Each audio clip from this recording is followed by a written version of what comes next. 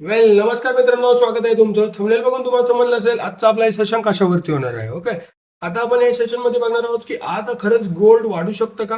Right, जो मागच्या काही दिवसापासून गोल्ड मध्ये जी घसरण आली आहे, जर तुम्ही बघितलं असेल मागच्या जवळजवळ 4 मंथ्स पासून गोल्ड मध्ये ती घसरण आहे, जो डाऊनफॉल गोल्ड मध्ये जो लोअर लो गोल्ड बनवत चाललंय, हा कंटिन्यू राहील की एक स्ट्रॉंग सपोर्ट भेटून परत एकदा गोल्ड एक अप साईडला जाईल. ओके, आज आपण कोणताही अंदाज लावणार नाही, इन डिटेल मध्ये आपण याचं टेक्निकल अनालिसिस,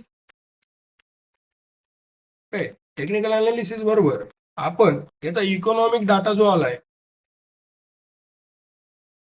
त्यानुसार इन डिटेल मध्ये आपण याचं अनालिसिस करणार आहोत. ओके, व्यवस्थित कुठे सपोर्ट आहे, त्यानंतर आपण टेक्निकल अनालिसिस बघणार आहोत की कुठे व्यवस्थित सपोर्ट आहे, काय काय डाटा आले आहेत आता, त्या डाटानुसार आपला जो शॉर्ट टर्म व्ह्यू काय राहू शकतो गोल्डचा, लॉंग टर्म व्ह्यू काय राहू शकतो, इन डिटेल मध्ये आपण या व्हिडिओमध्ये बघणार आहोत. ओके, चल तर मग व्हिडिओला स्टार्ट करूया. व्हिडिओला फर्स्ट टू एंड पर्यंत इन डिटेल बघायचं, व्यवस्थित त्याच्या नोट्स काढायच्या. हे बघितलं तर तुमचं व्यवस्थित टेक्निकल अनालिसिसला मार्केट सपोर्ट करेल. व्यवस्थित तुम्हाला समजेल की मार्केटचा व्ह्यू काय आहे, गोल्डमध्ये कोणती अपॉर्च्युनिटी आहे, कोणती अपॉर्च्युनिटी नाहीये, सेल करायचं की बाय करायचं, इन डिटेल मध्ये व्हिडिओमध्ये समजणार. चला तर मग सुरू करूया. आता सर्वात महत्वाचं काय माहितीये का, फंडामेंटल अनालिसिस.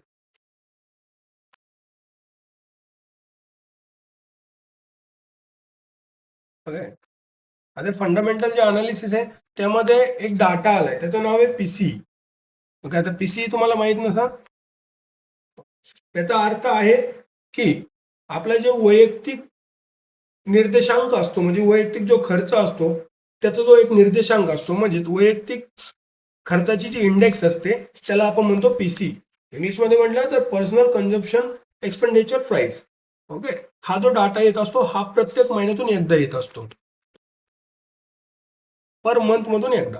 आता हा काय आलाय, हा ऍक्च्युअल आलाय 0.3, ऍक्च्युअल मध्ये आलाय 0.3. आणि याला जे प्रिडिक्ट केलं होतं, जो फॉरकास्ट होता त्यामध्ये हा प्रिडिक्ट केला होता 0.3. ओके, म्हणजे तज्ञ लोक आहेत त्यांनी हा प्रिडिक्ट केला होता एवढा येऊ शकतो, आणि ऍक्च्युअल तेवढाच आलाय. म्हणजे याचा अर्थ काय, याचा व्हाय काय, याचा गोल्ड वरती काय इम्पॅक्ट होऊ शकतो ते सांगतो. आता याचा अर्थ आहे, मागायचा जो डाटा आहे तो अपेक्षेप्रमाणे आलाय. ओके, आणि जर असं झालं तर मार्केटला काय मोठं सरप्राईज मार्केटला केलेलं नाही. त्यामुळे काय होतं माहिती, गोल्डचा जो गोल्डसाठी हा व्ह्यू जो आहे तो कधी सकारात्मक नाहीये. जर मार्केटला यांनी सरप्राईजच नाही केलं तर गोल्डसाठी हा व्ह्यू कायम निगेटिव्ह आहे. म्हणजे काय, हा सकारात्मक नाही, म्हणजे हा पॉझिटिव्ह व्ह्यू गोल्डसाठी नाहीये. ओके, म्हणजे जो पीसीईचा डाटा आलाय तो कुठंतरी गोल्डच्या विरोधात आलाय. ओके, मार्केटला काय त्यांनी खूप जास्त सरप्राईज केलेलं नाहीये, किंवा मार्केटला लगेच खूप जास्त मुवमेंट दाखवल्या नाहीये. ओके, जर हा कमी आला असता तर कुठंतरी वेगळी गोष्ट बघायला भेटली असती, जर जास्त आला असता तरी वेगळी गोष्ट बघायला भेटली असती. ओके, पण तसं झालेलं नाही, व्यवस्थित आलाय. ऍक्च्युअल जेवढा त्यांनी प्रिडिक्ट केला होता, राईट, तेवढंच ऍक्च्युअल मध्ये आलाय. त्यामुळे इथे तर गोल्डला मला निगेटिव्ह साईन दिसतंय. ओके, आता दुसरा जो आहे तो आहे GDP, gross domestic product. Okay, जो अमेरिकेत जी जीडीपी येते दर प्रत्येक 3 मंथ मधून एकदा येते. ओके, प्रत्येक 3 मंथ मधून याचा एकदा डाटा येतो. ओके, आता जीडीपी काय आली आहे, ती ऍक्च्युअल जीडीपी आली आहे, ती आली आहे 2.1%.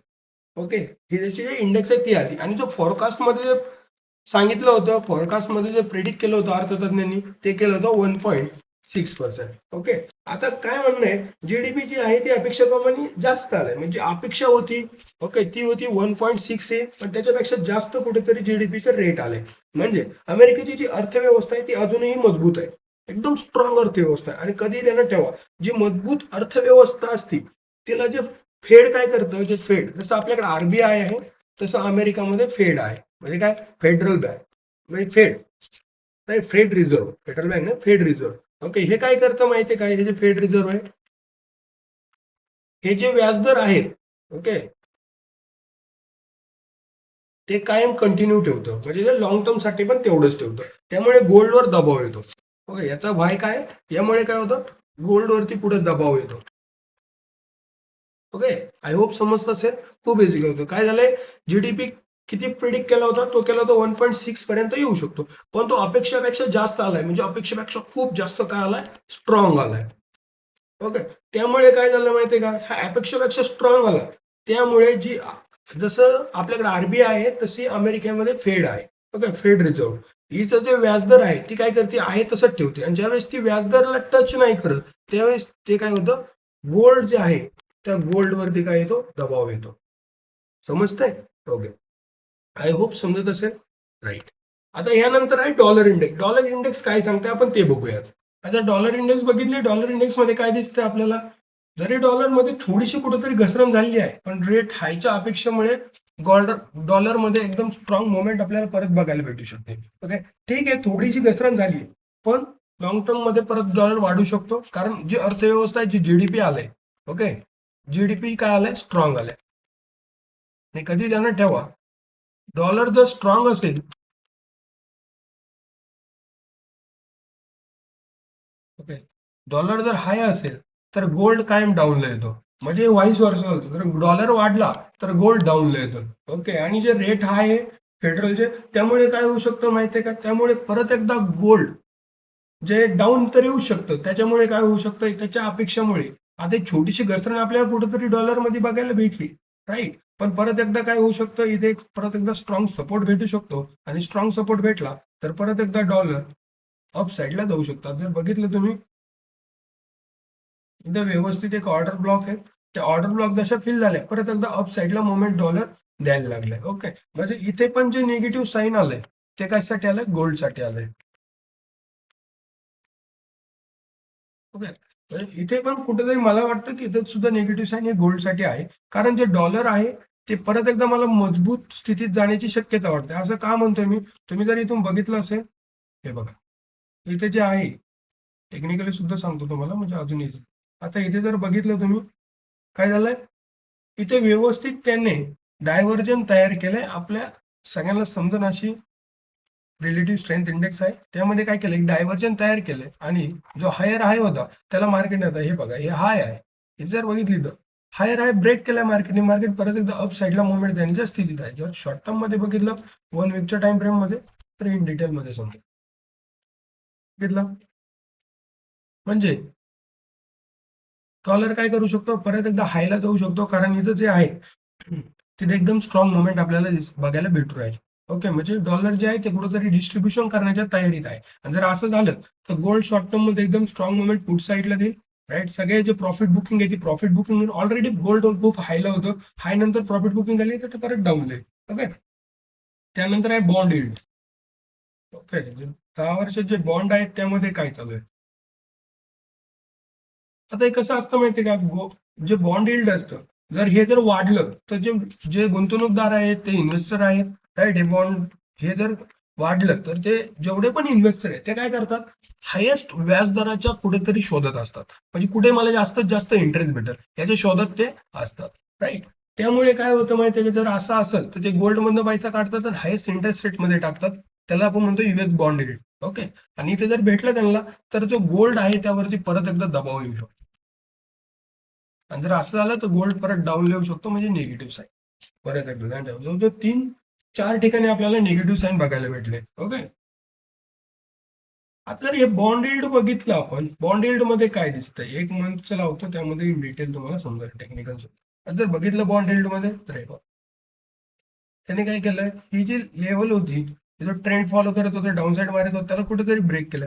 जर इथलची प्राइस जर टेस्ट झाली तर परत एकदा बॉन्ड यील्ड वाढू शकतो. जर बॉन्ड यील्ड वाढलं, राईट, जर बॉन्ड यील्ड वाढलं तर परत एकदा मार्केटमध्ये जे आहे ते गोल्ड कुठेतरी डाऊनला जाऊ शकतो आणि तिथे कुठेतरी इंटरेस्ट जो आहे इन्व्हेस्टरचा तो कुठेतरी कमी होऊ शकतो.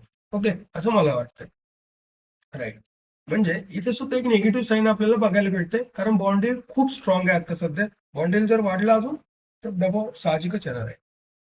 आता सर्वात महत्वाचं आहे, आता आपण याचं टेक्निकल अनालिसिस बघूया. सर्व गोष्ट आता जर बघितलं, आपलं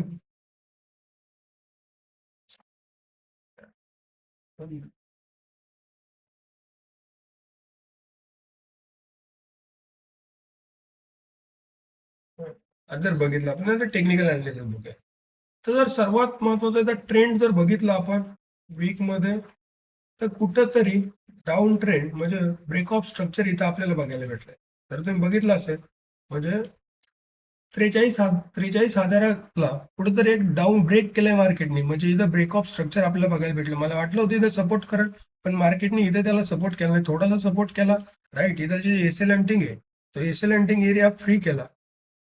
आणि जसं तो एसएल हंट झाला, एसएल हंट झाल्यावरती एक स्ट्रॉंग मुवमेंट आपल्याला बघायला भेटली सीई साईडला.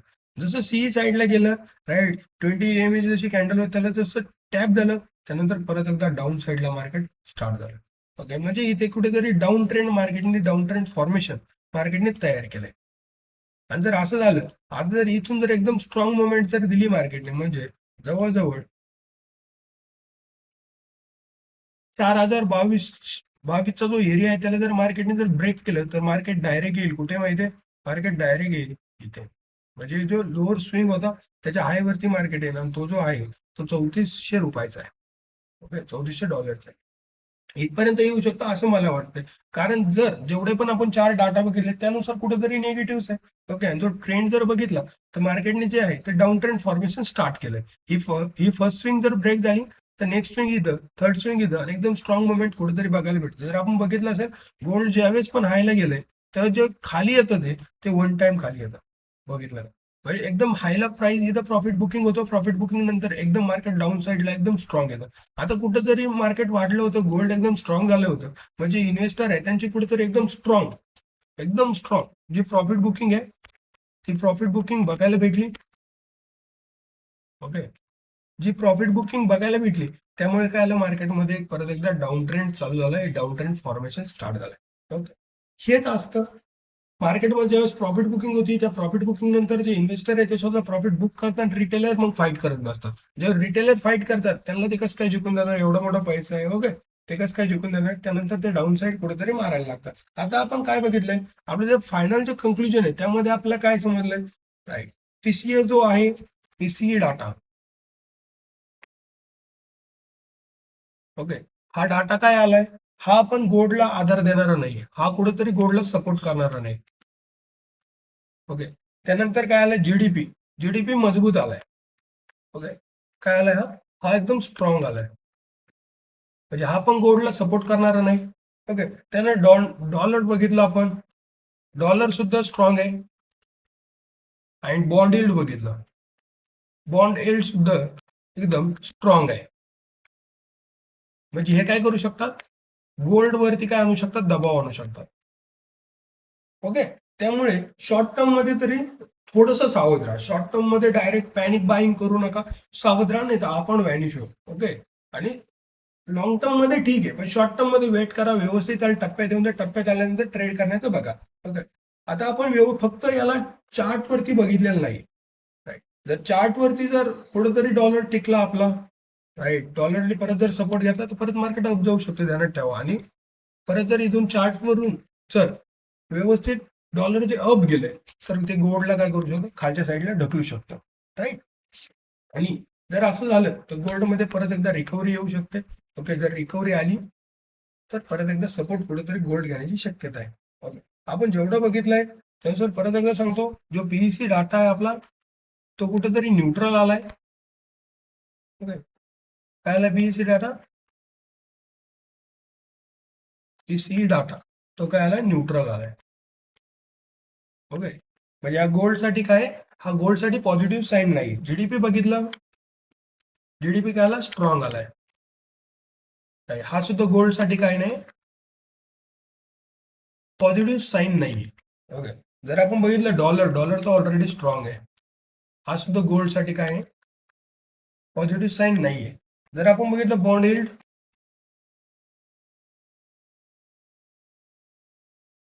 हे सुद्धा काय आहे, हा हायला आहे, म्हणजे हे सुद्धा गोल्ड साठी पॉझिटिव्ह साईन नाहीये. जर गोल्ड, ध्यानात ठेवा, टेक्निकल नुसार जर गोल्ड जर ह्या सपोर्टवरती जर टिकला तर गोल्डमध्ये ठीकठाक रिकव्हरी येऊ शकते. पण जर नाही टिकला, याला जर ब्रेक केलं, म्हणजे 4,022चा जो सपोर्ट आहे याला जर ब्रेक केलं तर मग गोल्ड टिकन, मला असं तरी नाही वाटत. राईट, या व्हिडिओमध्ये इन डिटेलमध्ये मी तुम्हाला फंडामेंटल, टेक्निकल इन डिटेलमध्ये सांगितलंय, कुठं सपोर्ट घेऊ शकतो, कुठं रेजिस्टन्स घेऊ शकतो, इन डिटेलमध्ये आपण या व्हिडिओमध्ये डिस्कस केलं. ओके, आय होप तुम्हाला हा व्हिडिओ आवडला असेल तर लाईक करा, शेअर करा आणि सबस्क्राईब नक्की करा. कॉमेंटमध्ये सांगा ओके अजून तुम्हाला काय हवं, इन डिटेलमध्ये मी त्यावरती सुद्धा व्हिडिओ बनवेल. Okay, thank you so much.